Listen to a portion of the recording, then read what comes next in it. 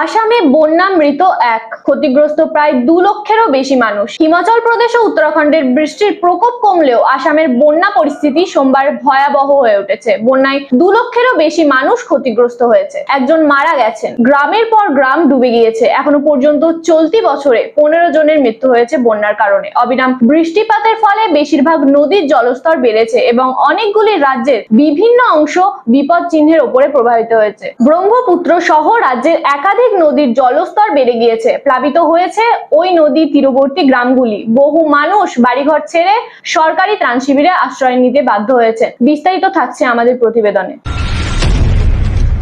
বন্যা পরিস্থিতি চিন্তা বাড়িয়েছে অসমে। উত্তর পূর্বের এই রাজ্যটিতে প্রতি বছর বন্যা হয়ে থাকে। চলতি বছরে অতিরিক্ত বৃষ্টির কারণে আবার বন্যা পরিস্থিতি তৈরি হয়েছে অসমে। Assam state disaster manager authority জানিয়েছেন যে শিবসাগর জেলার ডেমো থেকে একজনের মৃত্যুর খবর পাওয়া গেছে। এবছরের বন্যার মৃতের সংখ্যা প্রায় 15ই পৌঁছেছে। 17টি জেলা বর্তমানে বন্যার কবলে পড়েছে। এতে 1,90,675 জন মানুষ ক্ষতিগ্রস্ত হয়েছে। সবচেয়ে বেশি ক্ষতিগ্রস্ত হয়েছে লখিমপুর জেলা, যেখানে 47,338 জন আক্রান্ত হয়েছে বলে জানা গিয়েছে। 40,997 জন আক্রান্ত জনসংখ্যা নিয়ে ধেমাজি অনুসরণ করেছে। মোট 427 জন মানুষ দুটি ত্রাণ শিবিরে আশ্রয় নিচ্ছেন, যেখানে 45টি ত্রাণ বিতরণ কেন্দ্র চালু হয়েছে বলে জানা গিয়েছে। বন্যায় ক্ষতিগ্রস্ত জেলাগুলির মধ্যে রয়েছে বিশ্বনাথ, চিরাং, দারাং, ধেমাজি, ধুবড়ি, ডিব্রুগড়, গোলাঘাট, জোরহাট, লখিমপুর, মাজুলি, মরিগাঁও, নগাঁও, নলবাড়ি, শিবসাগর, শোনিতপুর, তামুলপুর এবং Udalguri. Brahmaputra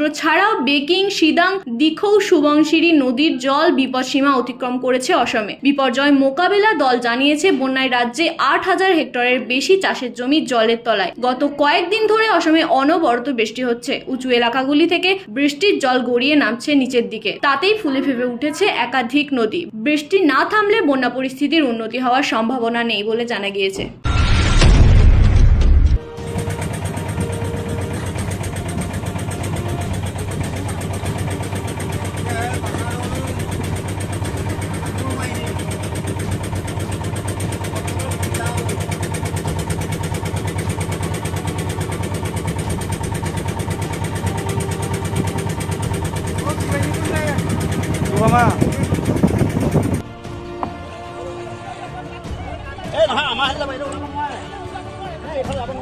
Para niyo kata sir.